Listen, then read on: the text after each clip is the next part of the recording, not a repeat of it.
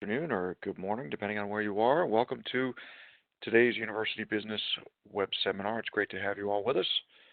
My name is Kurt Isidurley. I'm the Web Seminar Editor here at UB, and I'll be your host and moderator. The title of our event for today, as you see here, is Accuracy Matters, Accessibility in Faculty Created Video, and is being brought to you through the generous support of our sponsor for today, TechSmith. First off, a bit of background about what we'll be taking a look at here today as members of our audience are still coming in here. Videos are essential for online programs, but they must be accessible, and requiring already busy faculty to create captions for videos can be challenging.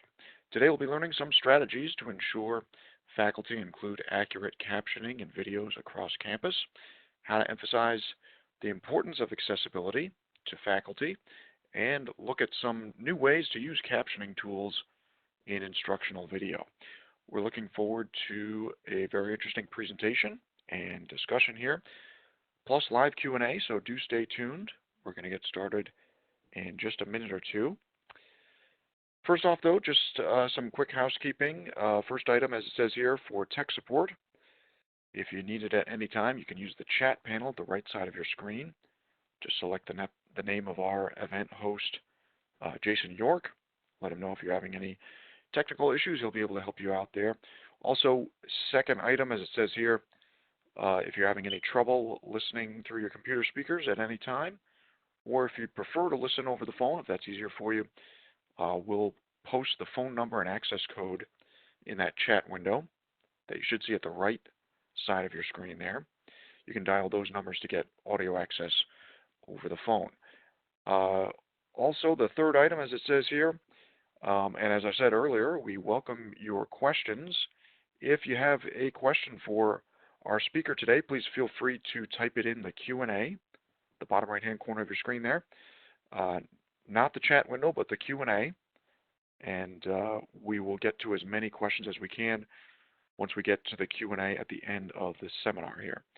So once again, if you have a question, feel free to type it in at any time in that Q&A, the panel you should see at the bottom right-hand corner.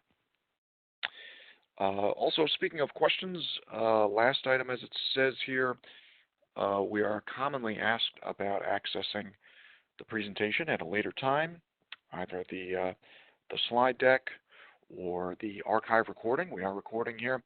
And yes, as it says here, everyone who registered or attended here today will be getting follow-up emails with links to where you can find both the slides and the recording here. So if you want to go back over it, review anything, or share with anyone at your institution, any of your colleagues, anyone on your team, you'll have opportunity to do that. Also, just one other item, we will be taking a couple poll questions today.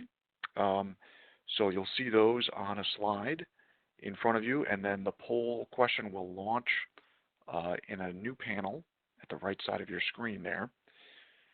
So when you see that appear, just select your answer to the question and click Submit at the bottom.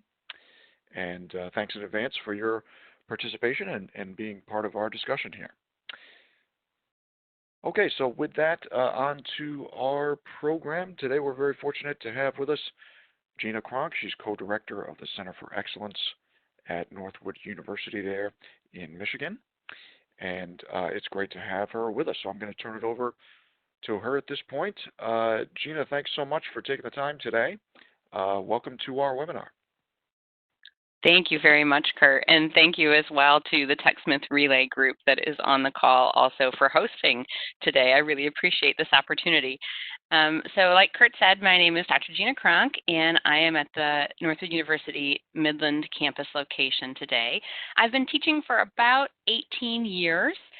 And during that time, I've gone anywhere from the classrooms of the secondary education system to the post-secondary education system. So I have a variety of experience in my wheelhouse here. Right now, I currently am working with academic programs, with assessments, with accreditation. And then I also get to plan, create, and facilitate all of the professional development that we do. So I have a variety of things that I get to experience.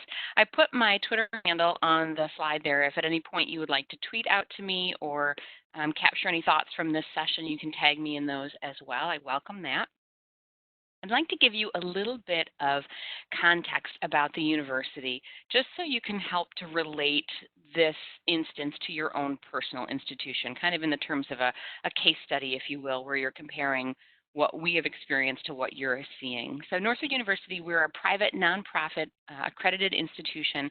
We have a residential campus located in Midland, Michigan. We have adult degree programs that are located throughout the U.S. in a number of different states and also in fully online programs. The same kind of format with our graduate program. And then we also offer international program centers as well.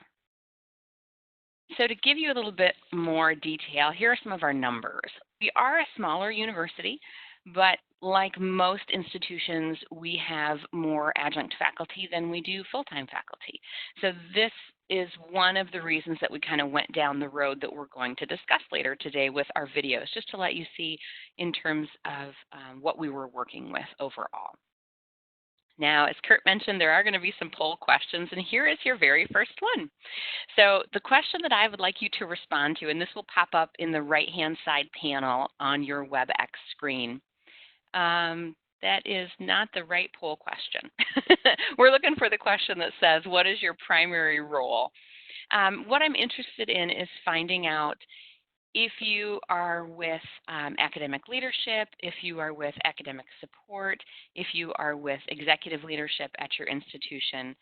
And it will give me a better idea for the context of how you are going to be taking this information back to your own institution.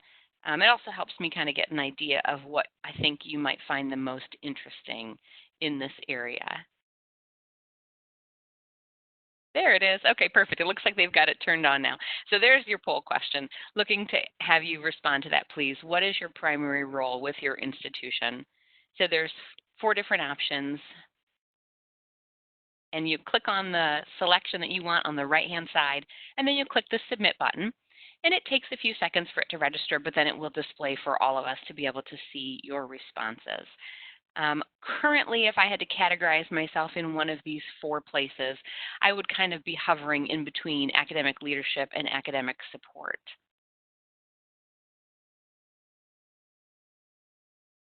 And I think probably we all wear different hats depending on the scenario of what we're working with. So we'll see. It should give us our poll results in just a couple of seconds here on the right-hand side, so we'll be able to determine where everyone falls in this area. All right, looks like the majority is coming from academic support, which is kind of what I was expecting, because we are usually the ones that are tasked with these types of elements with the captioning of videos. So I will keep that in mind as we're going through the different slides today. So I'm going to take you on this journey with me, and we're going to talk about what we've experienced and kind of why we went the way that we did.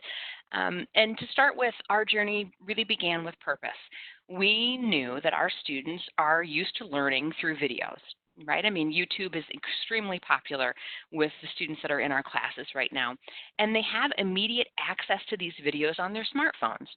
So we've been encouraging our faculty to try to use more videos, whether it was for homework demonstrations or mini lectures that they were going to put into their classes, or even just an introduction video. You know, put something in that gives an overview of your class and lets the students know what kind of a instructor or what kind of expectations you have. So we started out with that idea that we had a purpose in mind. And at the time that we were really starting to encourage these increased use of video, our faculty were mainly using webcams. They might be narrating over top of a PowerPoint file, and they would potentially be uploading it directly to their LMS course. So in our instance, we use Blackboard. So they may be uploading it to their Blackboard course shell, where students would be accessing this. A best case scenario would be they were giving it to our media services team, and the media services group was putting it on their server so that students could at least stream the videos and they didn't have to download it beforehand.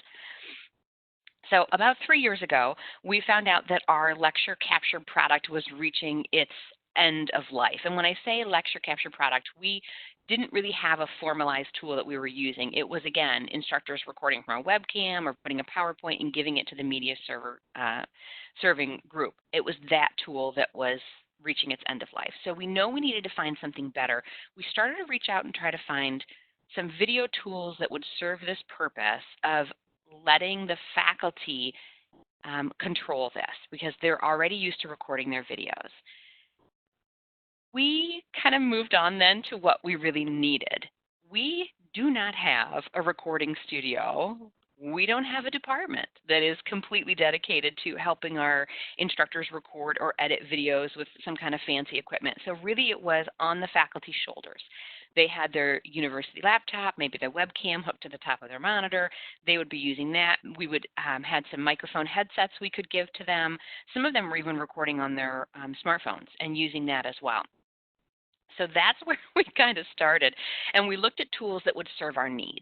In our instance, we selected TechSmith Relay because we were already familiar with some of their products as well, but then also because of how user-friendly it was for our faculty. The instructors were able to follow a few demonstration videos and then access this product from their own device and record and upload, do some minimal editing. We also liked because it integrated with Blackboard, which was great for us. And then it had these additional analytics that came with the videos.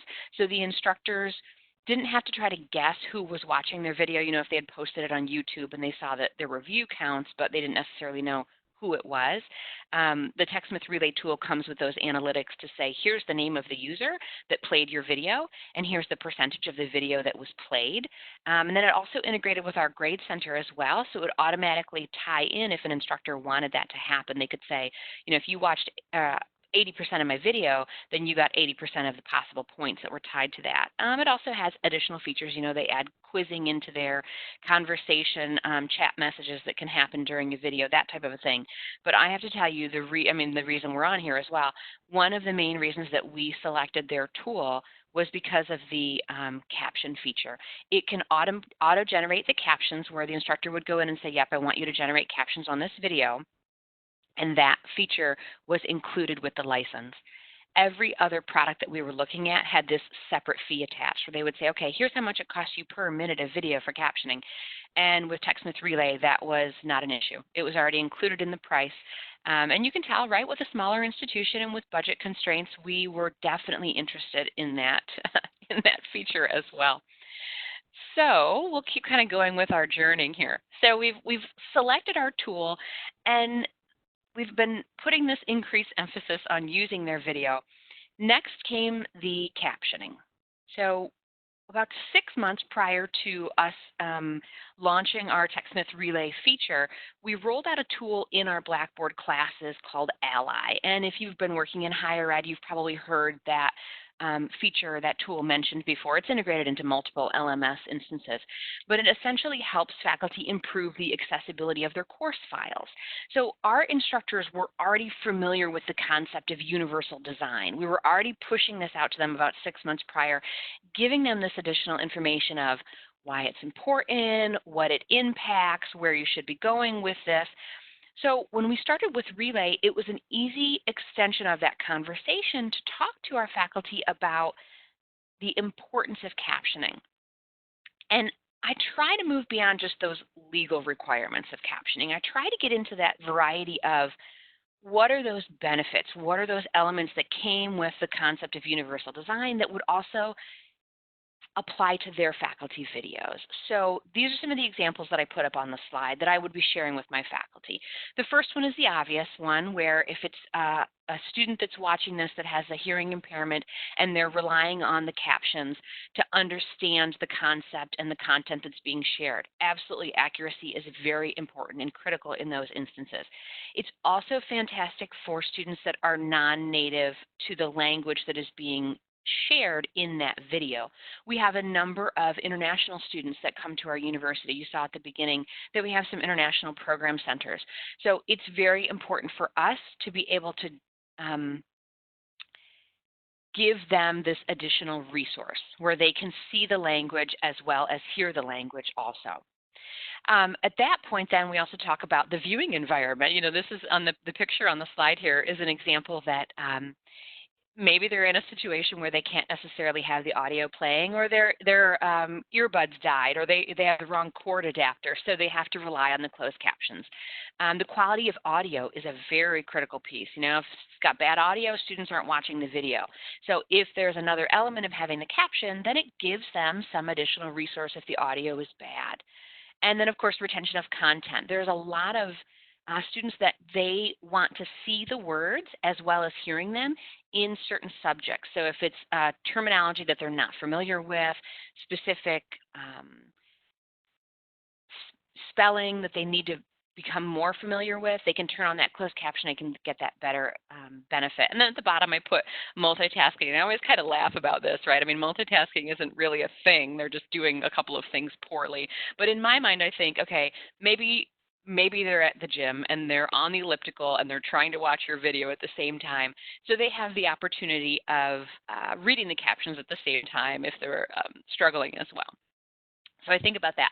Then I also try to put in this little lighthearted approach as well with my faculty and give them an example of some kind of an inaccurate closed caption. So it's not just about turning the captions on. You can see by the screenshot that's on here, based on their festive attire in this video, you can kind of assume that maybe they would be singing some kind of a holiday song, and the closed caption is not necessarily matching up to what it is that they would be singing. Now, we have seen some East Coast powerhouse universities that have been in trouble with their captioning. Even though they had captions applied, if the captions aren't readable, they're not accurate, it's not enough. With TechSmith Relay, I have seen over 90% accuracy for my videos, but I seriously probably record at least one video a day. I think I did a couple yesterday. But I've gotten good at remembering to speak slowly, remembering to enunciate, remembering to pause when I want to pause in those videos.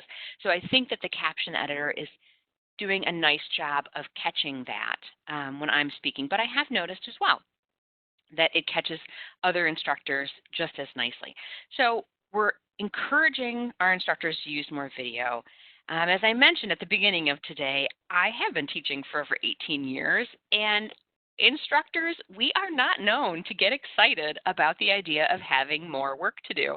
So if you're telling me you want me to use more videos, that's great. I'll put more videos in. But now you're coming back and you're saying, I want to use these videos. I know I need to have closed captions turned on. Yes, I'll do that. I know that TechSmith Relay can make those captions with just a couple of clicks. Okay, I can do that. But how many instructors are going back and rewatching their own video and editing the captions? That can be a pretty disconcerting question. Okay? All right, now we're going to go on to our next poll question. So I would like you to respond. This is not a trick question, okay? I'm just looking to compare our situations. Who is responsible for the accuracy of class videos at your institution? So I'm giving you 4 possible options here. Faculty, individual departments, instructional tech, IT, disability services, or maybe you're just not sure. So it looks like the poll has ended. We should be able to see the response in just a few seconds there on the right-hand side. And again, I'm not trying to trick anyone. We're not, holding anybody accountable here to say, who are we pointing fingers at? But it's nice to kind of put this out in the open. Okay, so it looks like in this case, the majority say faculty or individual departments are responsible for the accuracy of the closed captioning, which again takes me back to that question. How many faculty are going to go back and watch these videos? I mean, if they've done a 15-minute video, are they going to go back? Are they going to edit the captions? Some people have suggested, well, faculty could offer extra credit for students that would edit the captions for them. Or they're coming up with individual solutions in their own department to try to help with that extra step of editing the captions. But that doesn't work for every instructor. And I personally know some instructors that they do not offer extra credit in any way, shape, or form. So what I was trying to do, considering the additional workload that captioning editing would place on faculty, I was trying to come up with some kind of alternative resources that we could provide. So this is where our journey got a bit complicated. What I've got on the screen here are the 4 main departments that were involved in this endeavor, kind of the 4 different groups that I went to. So starting off, we have the Center for Excellence in charge of promoting, supporting best practices, working with faculty development. We were the ones that were rolling out this TechSmith Relay tool to encourage faculty to be able to make videos a bit more on the fly, less of them having to rely on somebody else to support that endeavor. We also have our instructional technology department, which kind of is also in the IT department, where they're providing the software. They're the ones that were getting it installed, getting it dialed in to our classrooms. And those were the ones that were kind of on the front of my mind because I was previously connected to the IT department in my past role, and I knew that they have a number of student employees that have quite a bit of downtime where they are sitting at a computer. They may be in a computer lab waiting for someone to have a question, or in a computer lab waiting for the printer to run out of paper, or they are just simply stationed at a desk waiting for a phone to ring or somebody to come up with a question or a work order request to come in. So they're already at a computer. Some of you may have similar roles at your institution where you have student employees that are stationed at a library entrance. They're stationed at the student workout facility waiting at one of those areas. And a lot of those students have a computer in front of them. So what I did first was I went to the IT department and I said, we would like to start to engage some of your student employees that in their downtime would be able to help faculty edit these captions. And the IT department was willing. They said, yep, that sounds like a good idea. We're already paying the students anyways. It'd be great to have them assisting for academic purposes instead of maybe just doing their own homework when they have downtime.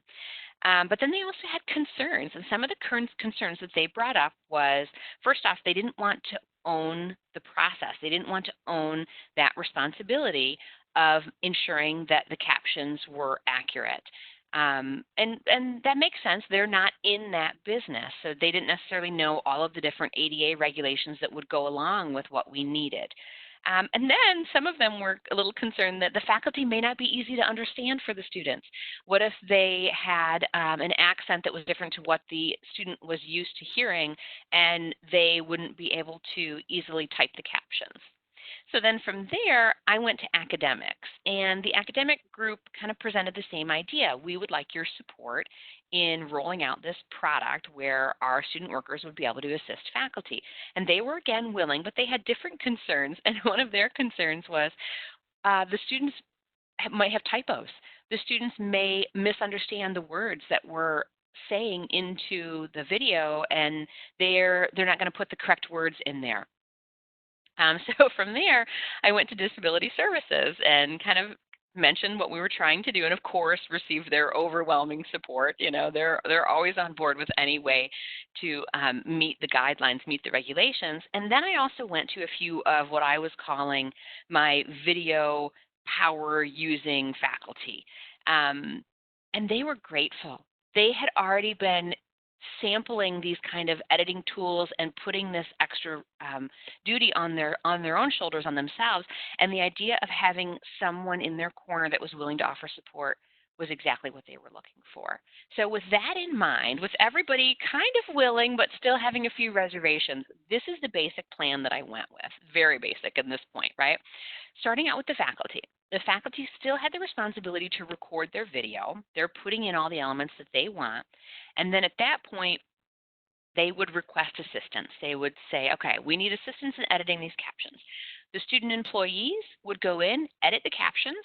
When they were finished, they would go back and notify the faculty that the captions had been edited, and then the faculty would take that last step to review and publish the captions. So essentially, it looks like it would still kind of fit with the majority of the people on this session that responded to the poll. About 68% of you said that the faculty or the departments own this responsibility. So they are still the ones that have that final review, that final publish setting. So let's get into the details. we started off by piloting this and looking at who was recording the videos the most and posting them through Relay. It was our math department that was doing it the most. So that's where I went. I went to the math and I said, all right, this is what we're going to try and do. This is what we would like to offer to all faculty, but we want to roll it out as a pilot first. Please be our guinea pigs. Please let us do this. And so they were on board. What we did was we initially wanted to try and use the IT work order software to manage this in terms of having the instructors be able to put in a request. They were already used to using that tool, but it kind of fell back to that idea that the IT department, it would appear that they owned the process if we did that, and not every one of our student workers had access to that IT software, and we would have to purchase additional licenses for them to be able to get in there, which again, we're trying not to increase the budget here. We're trying to work within what we already had in process. So I ultimately created an Office 365 form that our instructors go in and they submit. So here's a little capture, a little screenshot on the right-hand side of what that form looks like.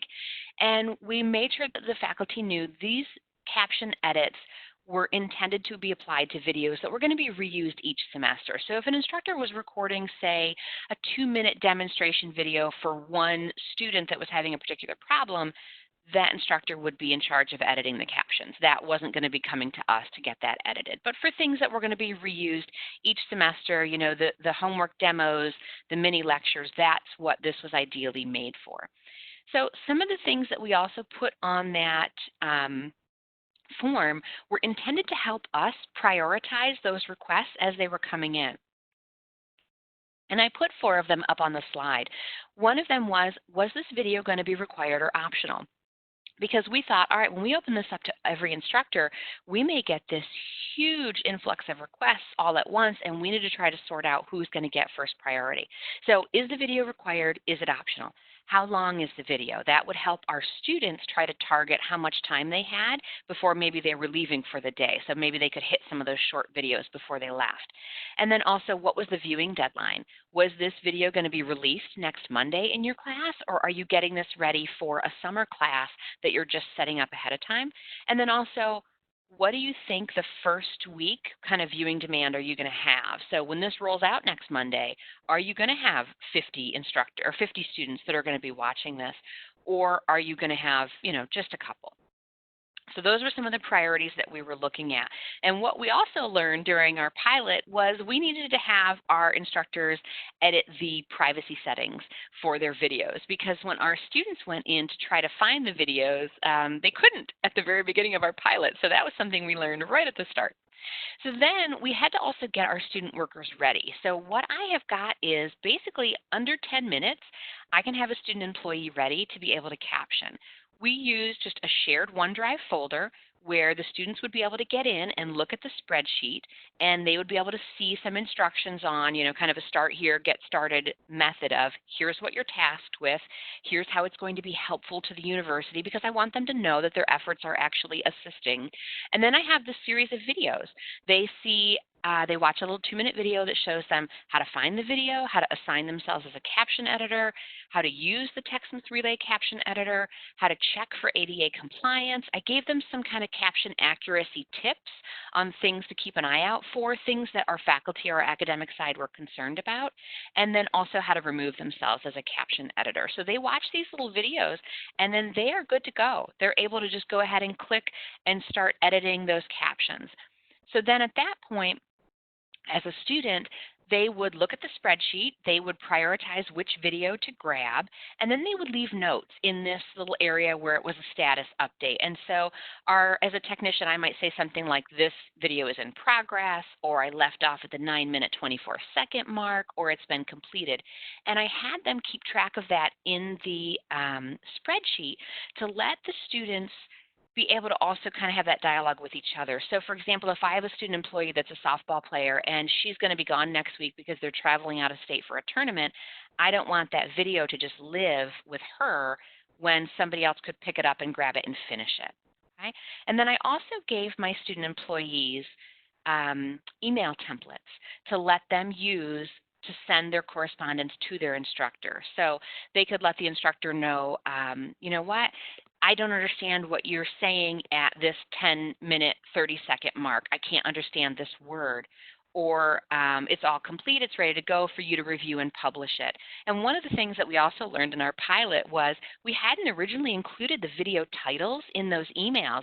So we would email an instructor and let them know their video was ready, but we didn't tell them what video was ready. So if they had submitted a request for 5 videos, we quickly learned we needed to go back and let them know that, okay, this is the video that we're done with, or this is the video that we had a question on. It made it easier for them to get in and review and edit those captions and publish them when they finally came back to them.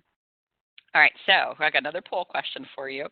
I want to know if you have used TechSmith Relay before, and if you have used it, how comfortable you are with it, or maybe you've used other TechSmith products. And the reason I'm asking you this is because I'm about to give you a demonstration of the tool, and it's going to help me get an idea of what your background is with TechSmith, just so I know if we need more of like a 30,000 overview, or if we need more of a deep dive into some of the details here. And just to let everybody know, while you're filling out this poll, at the end of the session today, I'm also going to be sharing all of those resources that I had created for Northwood. So I'm going to give you a shared OneDrive folder with our Office 365 form that I made as a template, so you can take it and make it your own. Our email templates are in there. Our Start Here tools are in there for our student employees. So if it makes it any easier for you to be able to roll something like this out at your institution, I want you to definitely beg, borrow, and steal those ideas that we have got that you're able to take and run with. Okay, so it looks like the majority are in the maybe you're not familiar with TechSmith at all, or maybe you've used TechSmith a little bit. So let's go ahead and jump into a demo. I am going to share my Google Chrome screen with you. All right, so what you should be seeing now is my TechSmith Relay library. And this is just a cloud-based library that houses all of the videos that I have personally made or I have uploaded into this space. So I've organized them in a series of different folders to help me keep track of what I have in this area based on if it's for one of my classes or for my students, or if I'm just kind of doing some testing. And I will tell you, as an academic support role, it is amazing because I have this little folder here called Quick Demos from Gina. When people send me emails and ask me how to do things, I love to send them a little, here's a 1-minute video to show you what is happening in your own class and how you can fix it. So I love that. On the left-hand side, this is a button where I could capture my video if I needed to create a new video, or there's a drop-down folder here, or drop-down button where I can make new folders. I can upload media that I've already recorded. I could import from YouTube. So of course I'm not, taking the video itself, but I'm just kind of channeling that link into my TechSmith folder, so that way I can add it to my classes. I can add those elements like the quizzing and the grading on top of it, even though it lives in YouTube. And the bottom option is connecting a mobile device, because they do have a smartphone app as well that you could record and post your videos on. But what I want to show you is, if I was a student employee and I was coming into my library and I knew that I had a video that I needed to work on captioning, editing the captions for, there's this little search bar in the upper right-hand corner, and this is what I have my students do. They come into this area and they click in there and they type the name of the video, because that's one of the things that the instructor has to give us. They have to tell us what the title of their video is. So I type in the name of the video. I come here and I find, okay, great, here's my video. So as a student, I'm going to get this option. There's this accessibility link down at the bottom of my video thumbnail that's showing up on there. As a student, I go to accessibility and I click the drop down for action, and I'm going to pick to edit captions. I'm going to go ahead and click confirm. So the captions had already been previously generated by the instructor, and now I'm in this caption editor screen. So what it's giving me along the bottom is my timeline, and it's letting me see the captions down below. And so if I click, let me just kind of I'll jump to this one. If I click play, my video will go and it will let me see what's tied to, what audio captions are tied to that individual space. And then I can click in, and if I know, okay, Wix is actually spelled W-I-X because it's a brand, I can click in there and I can edit that. And it will let me jump back and forth to different captions and edit along as I go. And if I need to replay, I can hit this little replay button and it will let me keep going through there. The part that I think is great, because it's easy to edit, it's easy to jump around and play the video and edit the captions as you go. But the thing that I really like in this is the lower right-hand side, we have this ADA compliance summary button. If I click on that, it gives me these 3 common issues that show up. Captions have to be between 1 and 100 characters. I have a little check mark next to that, so I know I got it. Caption duration between 3 and 7 seconds, and I have an exclamation mark telling me I didn't get that. So I click on that, and it jumps me to the timeline space that is violating that caption compliance. So now I know, okay, these are too short. I can drag them and merge them together to get them to be within that required time amount. So then I click the little button again and I say, okay, hey, I got that. My 3 to 7 seconds are all good, but I still have an issue with captions always being present. So I click on that and it takes me to the end and I see, oh, my captions ended before the end of the video. So I'm just going to drag that and let it extend till it goes to the end. And then you can see my ADA compliance is now has this little check mark indicator next to it to tell me, yep, hey, we're good to go. So in that case, I'm going to go ahead and click publish. And I'm going to be, I would, of course, because I'm the instructor in this case. If I was a student, I would hit save and exit. But I'm going to publish it because it is actually one of my videos. So it publishes the captions. It applies those captions to my video. I can go ahead and hit OK and be good to go. And then one other element that I would show you, when you are in as a site administrator, because I am a site administrator in our TechSmith Relay instance, you also have this option for the activity tab. The activity tab, I'm not going to click on it right now because it would show you usernames for people at my institution. But under that activity tab, it shows you the videos that are posted, and it shows you what their status is with their caption editing process. So if they're in process, if they're unpublished, if they're published, you can see them on one screen as a site administrator, which is nice to be able to get that summary so that you're able to engage with those videos as well. All right, so I'm going to stop my sharing, and I am going to go back into our WebEx screen, and let me find what screen I'm at. There we go, perfect. So what I'd like to do at this point is just open it up for Q&A. I'm also going to post in the chat. Let me find my chat panel here. Like I said earlier, I'm going to share the resources that we had from Northwood University. So I'm going to post that in the chat. So if it's easier for you to click on that, you can. I also have the QR code on the screen. You can scan that if you want or take a screenshot of that. And there's my email and my Twitter handle again if you want to contact me that way. But you are more than welcome to take all of the resources that I have created and make them your own. I'm definitely, by no means, they're probably not perfect for what your needs are going to be, but at least it gives you some place to start. Okay. Great. Thank you so much, Gina. Really appreciate you taking the time and sharing your expertise here with us and sharing your story. Yes, we're going to get to the Q&A here at this point. Just call attention again to the resources that Gina just shared in the chat window at the right side of your screen there with that bit.ly link if you want to access those for further information. And Gina's been so kind as to supply her contact info here on the screen if you have further questions for her after the webinar here. But for now, now's your chance. If you do have any questions, again, just a reminder, feel free to put in your questions in that Q&A at the bottom right-hand corner there. And another quick reminder, we're making all of these slides available to everyone who registered, as well as the recording. So if you want to go back over it, you'll be able to do that and access those links as well for further information. But for now, if you have any questions, feel free to type them in the Q&A. We're getting a bunch of great questions, so thank you to everybody who's submitted already.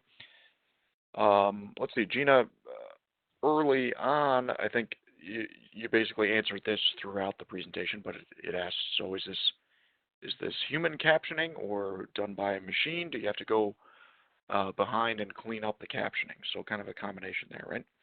Sure.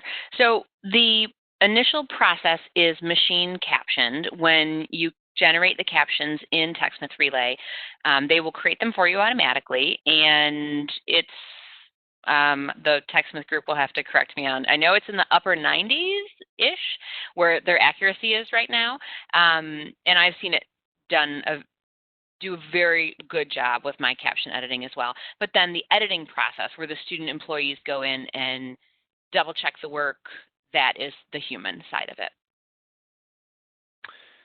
Okay, great. And you talked about using student workers, I think, right, from the IT department. Someone asked if do you have a more thorough style guide for your student workers in order to have consistency across videos when they're cleaning up the captions, I guess. So we don't give them a style guide. We give them more tips on things that they should be looking for in the caption. And so things like if it seems like the captions are inserting a period where it doesn't feel like the sentence is actually ending, right? Adjust that. Move where the period would be. Move where the sentence would be ending. The style itself, in terms of the captions, they're pretty pretty automatic to begin with, just falling within that range of how many seconds are showing up on the screen. So the style itself it hasn't been an issue for us yet that we've had to do any type of a style guide. Okay. Okay, great. Someone else asked, once the video is captioned and published, how do you then embed it within your LMS? Oh, great. So with us, we have a couple of different ways you can do it. Under the video itself on the library screen that I was displaying, there's a share button, and you could either share the URL, you could get the embed code and embed the video inside of your class that way, or we have it integrated directly into our Blackboard content area.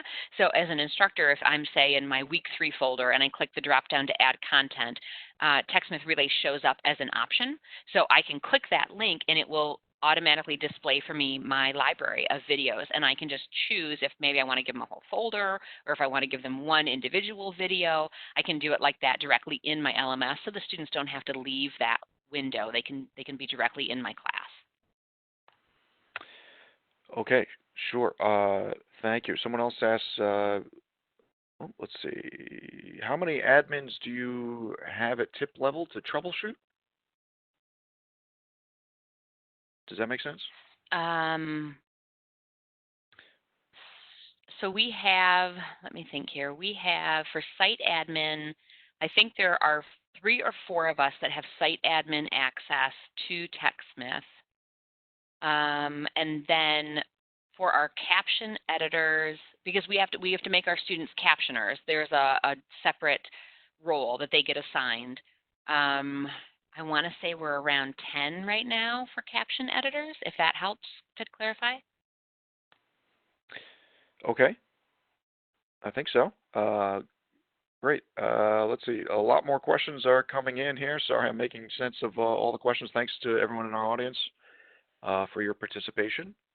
Someone else says, sorry if you already addressed this, but in your system, do instructors identify the errors and then ask student employees to fix them via the form, or are the students watching the videos and then check them for accuracy? The students watch the videos. They watch them from start to finish to check them themselves for accuracy. So the instructor, we try to take as much of the work off from the instructor's plate as possible so they don't have to watch the video in order to edit the captions. And if the student doesn't understand something, then the student will go back to the instructor with an email and tell them specifically where in the video they don't understand it.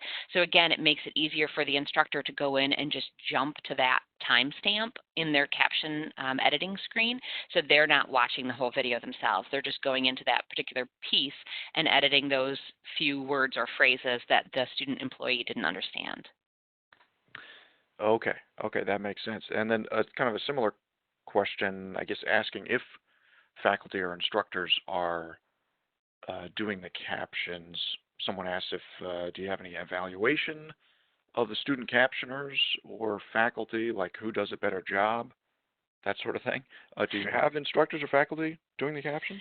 We don't. We only have student employees. The only other way would be is if an instructor was caption editing their own. So there are some where the instructor might say, you know what, it's a 5-minute video. I'll do it myself. I'm not going to send it in as a request. I'll go ahead and do it myself. And I would certainly hope that if they're editing their own video that they're going to be better at it because they're going to know what they said. Okay, right, sure. Let's see, how are you following up to ensure faculty are generating the captions and publishing them? Is that an important part of the process? I know you're trying to make it easier on the faculty and instructors. Do you have to follow up with them a lot? Right. So I would say that's a pretty big issue with any type of accessibility conversation that you have, whether it's with documents or whether it's with videos.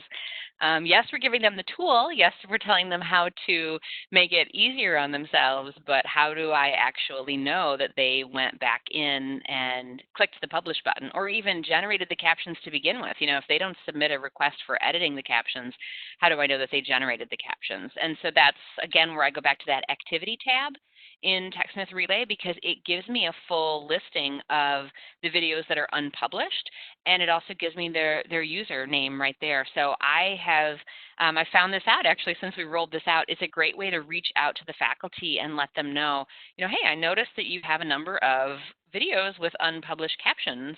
And then I also send them I think I've got like a 30-second demo video to show them how to do it. Just kind of saying, hey, if you forgot, here's your reminder. And if you don't know how to do that, then here's a little demo to help you do that as well. And then there's also under that site admin, you get the full listing of all of the media that's in there. So you can kind of start sorting by your high users, the people that have generated videos, and then reach out to them as well. Just kind of those reminders that this is our expectation that you're captioning your videos. Okay, sure. Let's see. I think you mentioned this earlier on, or made reference to a comparison to YouTube, for example, and someone asked about that. What are the benefits of paying for this sort of capability when you can use YouTube for free, as being able to have students access the videos and caption edit for you, or what's the advantage there? I think, Gina, you use YouTube as a comparison, talking about the analytics piece of it, right? Yeah, I would say that's, to me as an instructor, that would be my biggest reason that I would put my videos in Relay versus just having them in YouTube, was because then I can look to see which users are playing the videos. So if I have, and I've done this before this semester actually, I had a student that was saying that they didn't understand something and I had directed them to the video, the explanation video, and then they replied back that they still didn't understand it. And I said, when I look at the analytics of the video, it looks like you didn't even click on it to play. Your name is not listed. Please, watch the video and then reply back to let me know. So it's just nice to know exactly who it is that's playing it, and the fact that it goes into the grade book, and it can have that added benefit of student engagement with layering the quizzing and the conversation pieces on top of the videos, I think are great. The other thing that's nice is and I'm just not that familiar with YouTube, so maybe this is possible. I don't know how we would have caption editors on someone else's YouTube video. So for example, if it's my YouTube account, I don't know how I could assign a student employee to help me edit the captions on a YouTube video without giving them my actual account, which I wouldn't be willing to do. Right, sure. And actually, somebody commented here on the topic. They say YouTube's automated captioning does not meet ADA 504 requirements. So I don't have confirmation on that, but that's thank you for the comment to our attendee there. Let's see, someone else asks, any issues with storage? How are the videos stored? Where are they stored? It's unlimited. It's in the Relay library that we have. So that's one of the other great things that I loved about it too, because our faculty used to upload their videos to their Blackboard class, and it would very quickly hit the quota on what their file size was in their Blackboard shell, or it would also require the students to download the video before they could play it. So having it in this cloud-based library is fantastic because the students can stream it on whatever device they prefer, and it doesn't impact our LMS course quota. Sure. That's great. Okay. Someone else asked, what's the turnaround time from instructor submitting the request to students completing the edits? Do you have a standard turnaround time you're shooting for? We have been within a week for sure. Is pretty easy for us to be able to do, depending on the time of year and the amount of videos that are in. Sometimes it's as quick as one day. I've even seen it sometimes where it's the same day, where our students are able to turn it right back around and get it back to them as well. So it all depends, how many videos are coming in and how many students are working that day. Okay, sure. And getting back to faculty, you talked about earlier on following up with faculty. Question here asking how you're sharing your caption editing request process, this whole process you've been talking about, with new faculty specifically. Is that challenging? I'm sure new faculty have a lot to learn. Where does this fall in the process for onboarding or training new faculty? Yeah, we have a new faculty orientation program that we go through with our instructors, and we try not to overwhelm them with too many of the bells and whistles at the very beginning, especially if they are new to teaching. We try not to give them kind of too much too soon, but we do have this resource kind of repository of all the different options that they can have. And in that space, when we discuss the Relay tool, this element is in there to tell them about, the requirement and how the captions have to be accurate. And then we also link them to the form that they're able to request the caption edits on as well. And then every single instructor at the university is enrolled in what we call our Center for Excellence course. And we're able to send out announcements and notifications to all of our instructors at once through that same course. And we will usually at least once, twice a semester, we'll put some kind of information piece together for Relay and have a little reminder in there as well that we have this availability to help them edit their captions. Okay, sure. Thank you so much. Well, let's see. To our audience, just draw attention. Once again, Gina's been so kind as to provide her information here. Just to let you know, you can follow up with her if you have further questions after our webinar here. And the link that she shared in the chat window there at the right, the bit.ly link is also here, along with that QR code. So if you want to download the slides later on, you can get in touch with her. If you have any further questions, if you go back through this presentation and anything comes to mind, you can follow up with her after that. So I think we've hit all the questions here. Thank you so much to our audience for all your great questions. We really appreciate it. And we'll get in touch with you if there's anything that we weren't able to get to. I think we hit everything at this point. So on behalf of University Business, I'd like to thank Gina Cronk once again. Thank you so much for being with us, sharing your time and expertise. We really appreciate you taking time out of your day to be with us here today. Thank you. Yep. Absolutely. And thanks again to our sponsor, TechSmith, for their generous support of our webinar here. And to all of you in our audience, once again, thank you so much for joining us, for your participation and submitting your questions. I do hope you found our webinar informative and useful to you here. Producing events like this one is just part of our mission here at UB to inform college and university leaders like you about the latest news and trends in higher ed management. You'll find more coverage about issues such as the ones we discussed here in the pages of our print magazine, as well as our digital edition and website, through additional webinars like this one, and through our various newsletters, which include UB Daily and others that you can sign up for right on our website there.